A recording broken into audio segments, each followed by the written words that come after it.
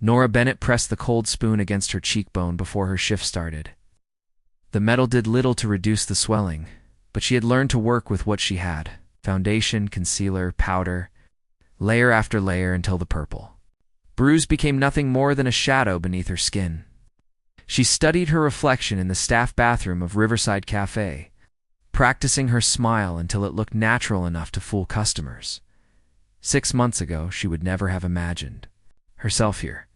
6 months ago, Derek had been charming and attentive.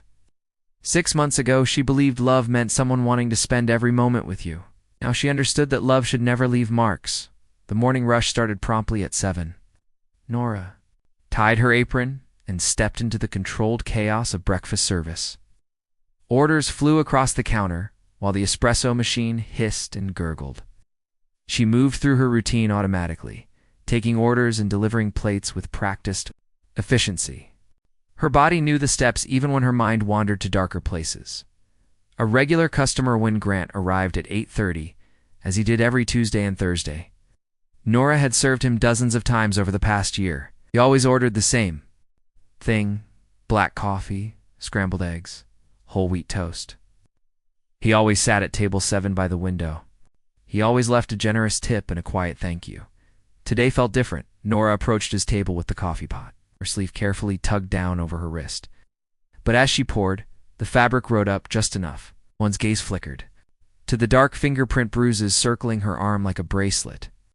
His expression shifted from polite customer to something more alert, more concerned. "Good morning," Nora said brightly, pulling her sleeve down as soon as the cup was full. "The usual?" Owen hesitated.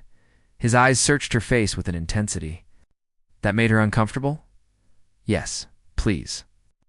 "And Nora, is everything all right?" She had perfected this response. "Of course, it's just clumsy. I bumped into my apartment door yesterday."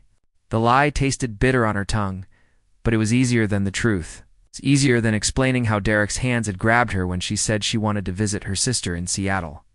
Easier than admitting she had become someone who made excuses for another person's violence. An offer of help. Owen didn't look convinced, but he nodded slowly.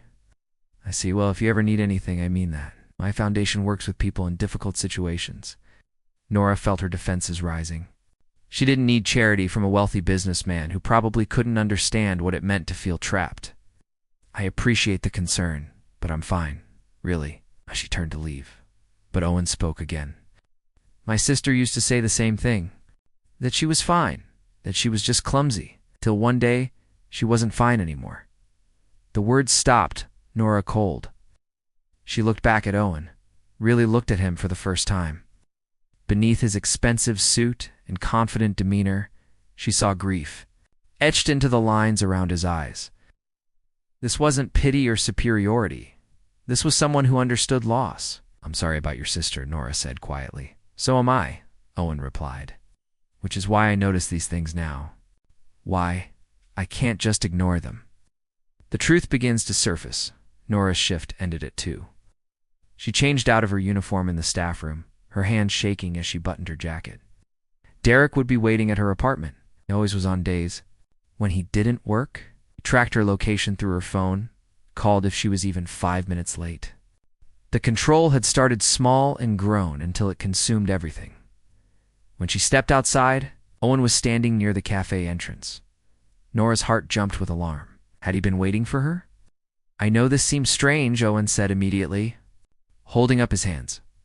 "But I wanted to give you this." Held out a business card.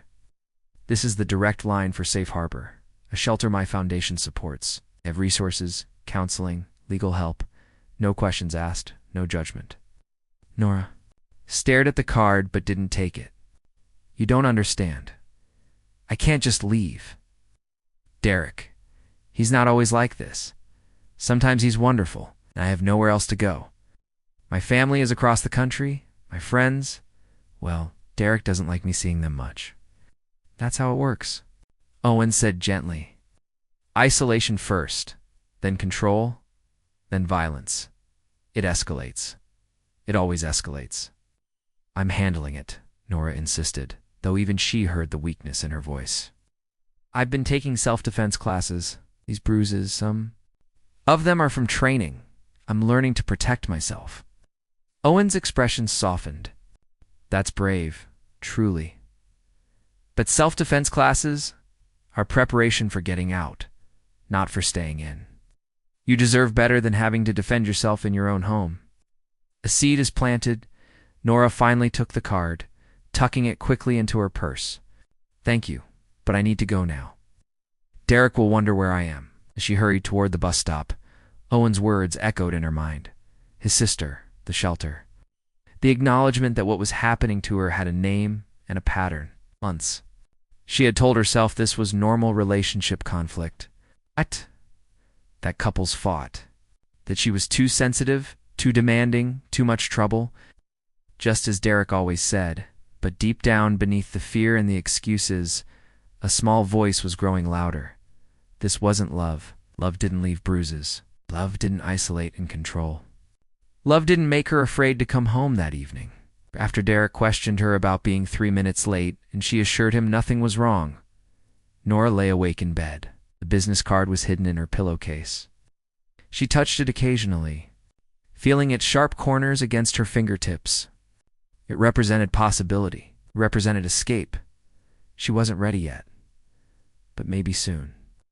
Maybe when she found the courage that still flickered somewhere inside her, beneath all the fear. Owen had planted a seed of hope, and Nora was beginning to believe it might grow into something strong enough to save her life. 3 weeks passed since Owen gave Nora the card. She carried it everywhere, a small talisman of possibility tucked in her wallet behind her driver's license. Derek never looked there. He searched her purse sometimes, read her text messages, but he never touched her wallet. The self-defense classes continued every Monday and Wednesday evening. Nora told Derek she was working extra shifts, and he believed her because she came home with the same exhaustion that real work brought. But the exhaustion came from something else entirely. From learning how to break holds, how to strike vulnerable points, how to create space and run. Her instructor, a former police officer named Rita, never asked questions about the bruises that occasionally appeared between sessions. You're getting stronger, Rita said after class one Wednesday. Not just physically. I can see it in your stance. Nora nodded, pulling on her jacket. Stronger felt like a relative term when she still jumped at sudden sounds and apologized. Reflexively for things that weren't her fault. Derek's escalation that night, everything changed. Nora arrived home to find Derek sitting in the dark living room, her phone glowing in his hand. Her stomach dropped. She had forgotten it on the kitchen counter that morning in her rush to work.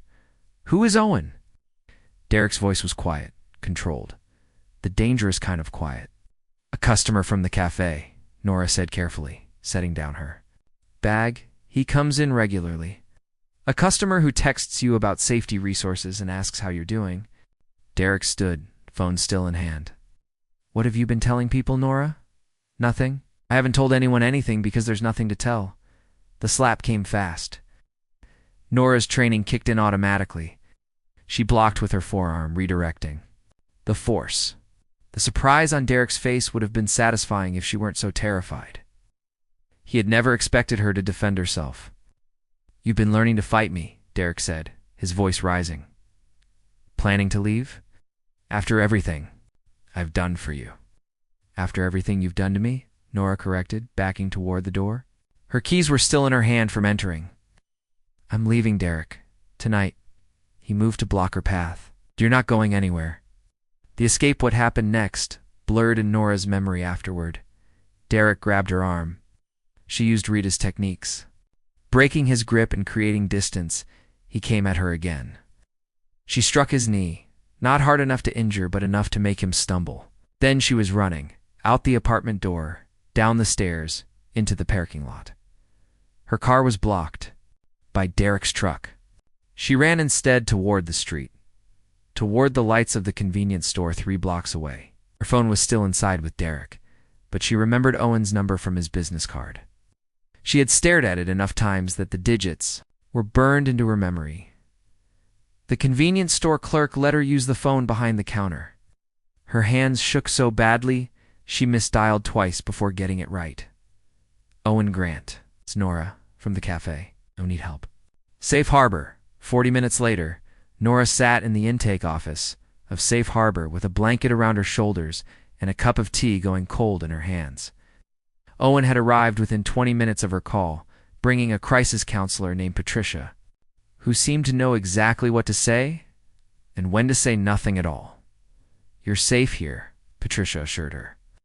"Derek doesn't know this location. We have security protocols. You can stay as long as you need while we figure out next steps." "I left everything," Nora said numbly. "My clothes, my documents, my grandmother's necklace. We can arrange a police escort to retrieve your belongings," Patricia explained.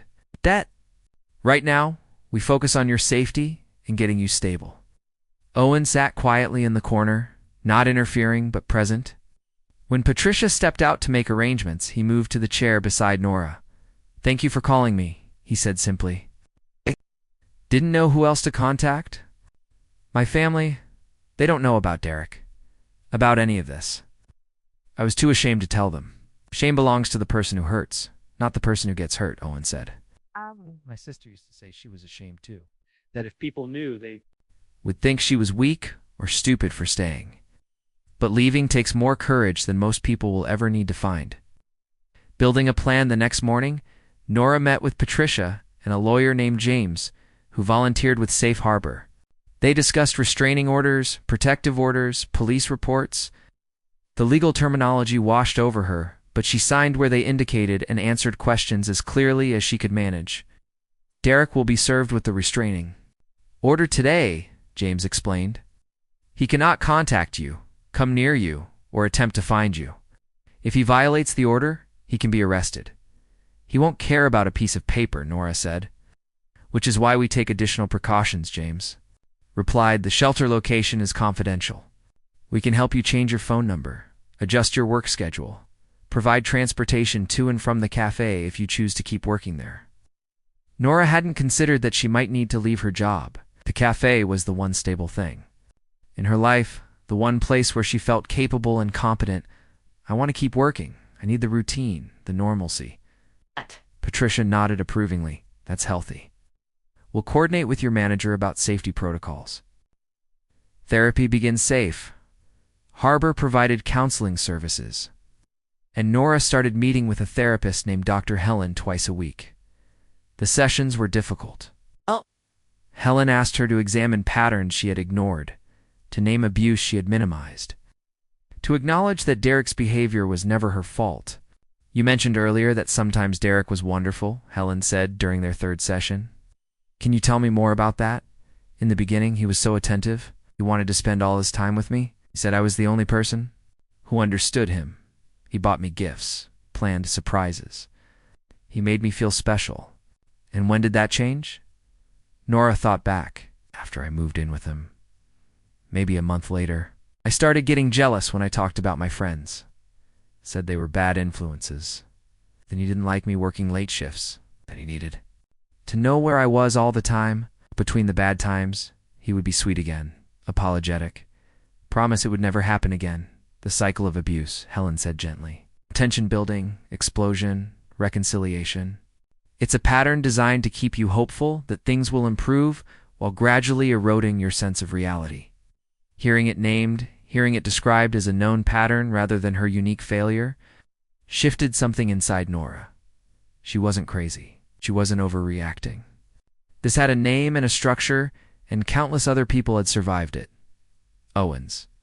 Supportant visited the shelter several times over the following weeks, always during designated visiting hours and always with Patricia present. He never pushed for personal information or tried to deepen their relationship beyond supportive friend. But his presence steadied Nora in ways she couldn't quite articulate. "Your foundation does a lot of this work," Nora observed during one visit. "Is it because of your sister?" Owen nodded. "Victoria. She died 6 years ago.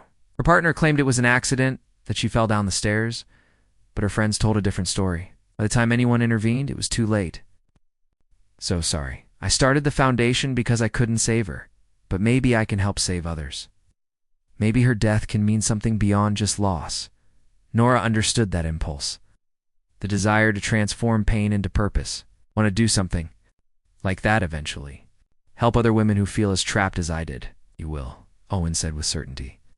Survivors often become the most effective advocates because they understand the reality, not just the theory. Facing Derek's restraining order didn't stop. Derek? He showed up at the cafe 2 weeks after Nora left, causing a scene that required police intervention. He called from blocked numbers, sent emails from fake accounts, left flowers at the shelter's main office, with notes begging for another chance. James filed additional charges for stalking and violation of the protective order. Derek was arrested, spent a night in jail, and was released on bail with stricter conditions. But the harassment continued in subtler ways. He contacted Nora's sister, claiming Nora was having a breakdown and needed family intervention. He posted about her on social media, painting himself as the victim of false accusations. "This is normal escalation behavior," Patricia assured Nora during a particularly difficult week. "Abusers often increase their efforts when they lose control. But every violation builds our case. Document everything. Screenshot every message. Keep every email." Nora felt like she was living in a nightmare that wouldn't end. She jumped at sounds, had panic attacks in the cafe bathroom, barely slept despite the shelter's security. Owen found her crying in the cafe's parking lot. One evening after her shift, he didn't say anything at first, just sat beside her in his car with the heater running against the November cold. "I thought leaving would make it better," Nora finally said. "What? But it feels worse. He's everywhere. In my head, in my nightmares, in every shadow." "Leaving is just the first step," Owen replied. "Healing takes longer." "But you're doing it, Nora. You're building a life he can't touch." "What if I'm not strong enough? You already proved you are. You got out. Everything else is just details." The simple confidence in his voice, the absolute certainty that she would survive this, gave Nora something to hold on to when her own faith wavered. She wasn't alone anymore. She had advocates, resources, and slowly, carefully, she was beginning to believe in her own worth again. Winter arrived with bitter cold that matched the chill in Nora's chest every time she thought about the upcoming trial. Derek had violated the restraining order 17 times in 3 months. Each violation was documented, photographed, recorded. James built a case so thorough that the prosecutor called it airtight. But Nora still had to testify. The night before her court appearance, she sat in her new apartment, a small studio that Safe Harbor had helped her secure. Owen had co-signed the lease when her credit and lack of rental history made landlords hesitant. She insisted on paying every cent herself, but his signature had opened the door. Her phone rang. Owen's name appeared on the screen. "Oh, just checking." "In," he said. "Tomorrow is a big day." "I keep rehearsing my testimony," Nora admitted. "James says to stick to facts, stay calm. Don't let Derek's lawyer provoke me." "But what if I freeze? What if I can't speak?" "The judge will give you time. Evidence speaks loudly even without your words." "But Nora, you've already done the hardest part. You left. You survived. Tomorrow's just making it official." "What?" Steady confidence helped slow her racing heart. "Will you be there?" "Patricia and I will both be in the gallery." "You won't be alone." Facing him, the courtroom smelled like old wood and floor polish. Nora sat behind the prosecutor's table, trying not to look at Derek across the aisle. But she felt his eyes on her, burning with anger and something that might have been desperation. When her name was called, she walked to the witness stand on legs that threatened to buckle. She placed her hand on the Bible, swore to tell the truth, and sat down. Derek's lawyer stood, ready to question her credibility, to suggest she had exaggerated or lied. "Miss Bennett," the defense attorney began, "isn't it true that you and Mr. Thompson had a consensual relationship for over a year?" "Yes," Nora said clearly, "until it became violent." "Can you prove these allegations of violence? Any hospital records? Police reports from before you left?" "I have photographs of bruises, testimony from my self-defense instructor who saw them, text messages where Derek threatened me." The attorney shifted tactics. "You claim Mr. Thompson was controlling, yet you stayed with him voluntarily. You had a job, income, the ability to leave at any time. Because abuse doesn't start with violence, it starts with isolation. with convincing you that no one else cares about? You, with making you believe that the abuse is somehow your fault? I stayed because Derek made me believe I deserved how he treated me. Leaving took time to build the courage and resources to do safely. The testimony continued for 90 minutes. The defense attorney tried to shake her story, to find inconsistencies, to paint her as vindictive or money-seeking. But Nora held, steady, answering each question with simple truth. When she described the night she finally left, her voice cracked only once. He told me I would never survive without him, that I was nothing. But I realized I would rather be nothing alone than something broken with him. The verdict: the judge found Derek guilty on multiple counts: violation of protective order, stalking, harassment, and assault from the night Nora left. He sentenced Derek to 18 months in jail, followed by mandatory counseling and a permanent restraining order. As the bailiff led Derek away, he turned to look at Nora one final time. She met his gaze without flinching. The power he once held over her had dissolved completely. He was just a man now, not the monster her fear had created. Outside the courthouse, Patricia hugged Nora tightly. "You were incredibly brave in there." "I just told the truth," Nora replied. Owen stood a few steps back, giving her space, but present as always. When Patricia excused herself to make phone calls, he approached carefully. "How do you feel?" asked Nora. Considered the question. Free, exhausted, relieved, scared about what comes next. All of it at once. "That sounds about right," Owen said with a small smile. "Healing isn't linear. But you have time now. It's time to figure out who you are when you're not just surviving." Well, culinary dreams. 2 months after the trial, Nora enrolled in evening classes at the Culinary Institute. Cooking had always been her escape. The one creative outlet Derek hadn't managed to control because he enjoyed the results too much. Now she wanted to turn that joy into something more. The classes were challenging but exhilarating. She learned proper knife techniques, sauce preparation, pastry fundamentals. Her instructor, Chef Maria, recognized something in Nora that went beyond technical skill. A hunger to create, to nourish, to build something beautiful from raw ingredients. "Have the touch," Maria told her after class one evening. "The intuition that makes good cooks great. Have you thought about what you want to do with this training?" "I want my own place eventually," Nora admitted. "Something small and welcoming. A cafe where people feel safe and cared for." Maria nodded approvingly. "Then we'll make sure you learn everything you need to make that dream real." Nora continued working at Riverside Cafe during the day, attending culinary school 3 evenings a week, and seeing Dr. Helen every Thursday. The schedule was demanding, but purposeful. Each piece of her new life fit together like a recipe, combining to create something nourishing. Deepening connection, Owen and Nora had fallen into a comfortable rhythm of weekly dinners.